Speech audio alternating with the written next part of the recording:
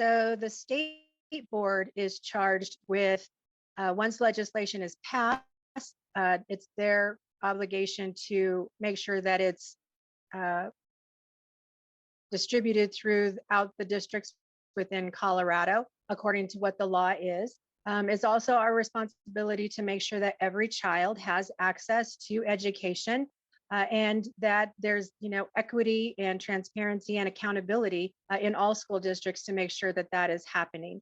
Our biggest thing is to make sure that, all Colorado children are learning and that we prepare them for either, going to college or a career.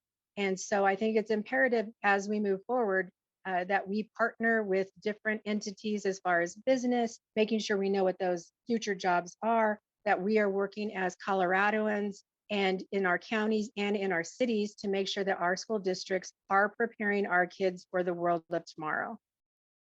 So it's not even just the school board, but it's Colorado education as a whole, and that is funding. We are definitely underfunding our public ed system, along with underpaying our teachers. And if we want to be producing the most competitive, workers, then we have got to make sure that they're well educated and prepared for that world. And that means funding.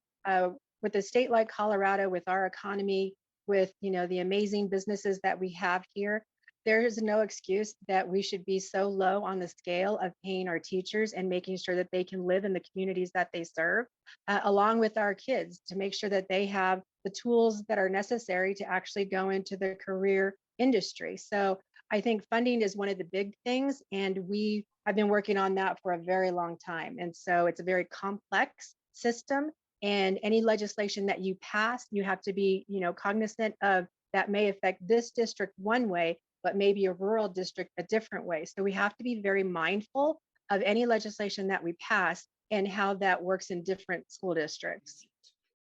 I will be supporting a reversal of that decision.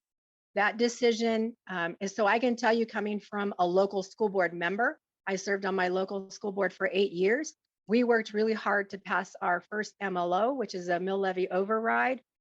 When we went out to community, we talked about how important a school district is to a community. That is the first place someone looks if they want to come into your community and start a business. That is the first place they look if I'm a new family and I'm coming into the region. Do I want to purchase a house there?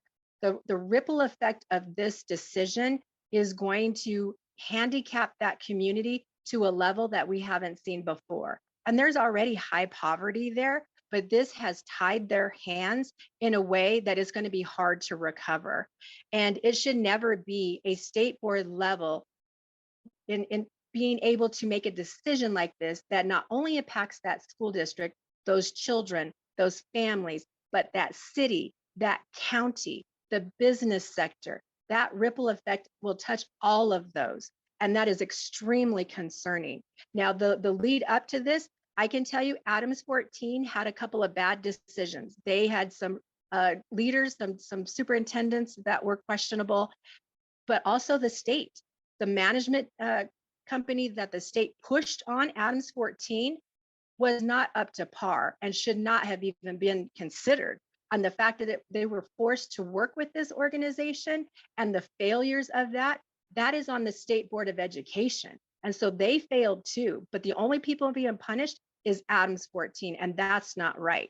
So Adams 14 has a good board, they have community support, they have a new superintendent, and our role as state board should be to do everything possible to make sure that a school district is successful. And that should be our only role. This punitive of changing accreditation and taking that away and forcing surrounding districts to absorb that without even getting their permission is just ludicrous to me. That's too much power. This is a local situation that needs to be, dealt with on a local level with our support, with whatever things that we can provide. And the surrounding districts were willing to help too, to make sure that this district got up off its feet. There was lots of things that we could have done to make sure that this was a successful district versus this punishment that has been put on them. So I do want to say that CD8 has a high population of people of color. And I recognize sometimes you feel like your vote doesn't count or that it doesn't matter. But you have 3 Latinas. You have myself, you have Yadira Caraveo running for Congress, and you have Yolanda Ortega running for CU Region. We have the opportunity to elect 3 strong Latinas that come from community to represent people in CD8, and it's imperative that we all show up. We have got to make sure that we all vote.